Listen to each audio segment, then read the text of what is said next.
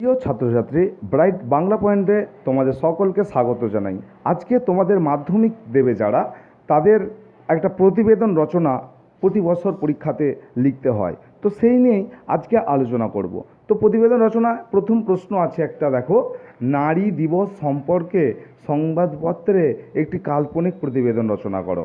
তো এই প্রশ্নের উত্তর তোমরা প্রথমে একটা শিরোনাম দিতে হয়, যেটা শিরোনাম দেবে বিশ্বজুড়ে পালিত হলো নারী দিবস। এরপর নিজস্ব সংবাদদাতা, কলকাতা, 9 মার্চ 2024। এরপর লিখবে গত 8 মার্চ সারা বিশ্ব জুড়ে নারীর সম্মানার্থে পালিত হলো নারী দিবস। সমাজে নারী ও পুরুষের সমান অধিকার প্রতিষ্ঠায় এটি তাৎপর্যপূর্ণ। প্রাচীনকালের সমাজে নারীদের সম্মান ছিল না। বর্তমানে নারীরাও পুরুষদের মতো সীমান্ত সেনাবাহিনীতে নাম লিখিয়েছে, এক দেশ থেকে অন্য দেশে বিমান উড়িয়ে নিয়ে যাচ্ছে। এক কথায়, যে নারী ছাড়া দেশের উন্নতি অসম্ভব, তাদের প্রতি বিশ্বব্যাপী মানুষ সম্মান জ্ঞাপন করে এই দিন। দেশের একাধিক স্থানে নারী দিবস পালিত হয়েছে। বিভিন্ন প্রান্তে স্কুল, কলেজ, অফিস, কার্যালয়ে নারী অধিকার নিয়ে বক্তৃতা দেওয়া হয়। দেশভক্তিতে যে সকল নারী নিজেদেরা আত্মবলিদান দিয়ে ইতিহাসের পাতায় নাম লিখে নিয়েছেন, তাদের কথাই বক্তৃতার মূল বিষয় হয়ে দাঁড়িয়েছে। সারা দেশে একত্রে নারী অধিকার ও সম্মান রক্ষার অঙ্গীকারবদ্ধ হয়েছে।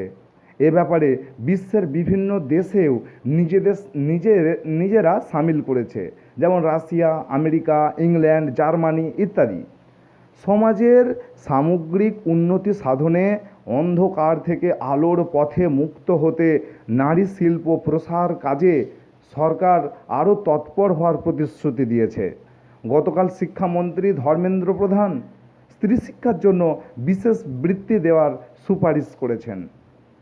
নারী মুক্তি ও নারী স্বাধীনতা নিয়ে একটি বক্তৃতা দেশের প্রধানমন্ত্রী শ্রী নরেন্দ্র মোদী মহাশয় পরিবেশন করেন। এই রকম উন্নয়নমূলক ও সম্মান জ্ঞাপন দিবসে নারীদের সামাজিক অবস্থাকে এগিয়ে দিয়েছে। এক জনৈক ব্যক্তি বলেন, বিশ্ব নারী দিবসের বাস্তবায়ন গতকাল সারা দেশবাসীর আগ্রহ নজির করার মতো। তো এই ছিল আজকের বিষয়। যদি ভিডিওটি ভালো লাগে অবশ্যই একটি লাইক করে দিও, আর হ্যাঁ, সাবস্ক্রাইব করতে কিন্তু ভুলো না। যারা সাবস্ক্রাইব করে দিয়েছে তাদের জন্য অসংখ্য ধন্যবাদ। এছাড়াও আমাদের চ্যানেলে আরও প্রতিবেদন রচনা আছে, তো সেগুলো তোমরা সেখানে গিয়ে আমাদের প্লেলিস্টে গিয়ে সেখান থেকে তোমরা দেখে নিতে পারো। যাই হোক, ভালো থেকো, সুস্থ থেকো। জয় হিন্দ।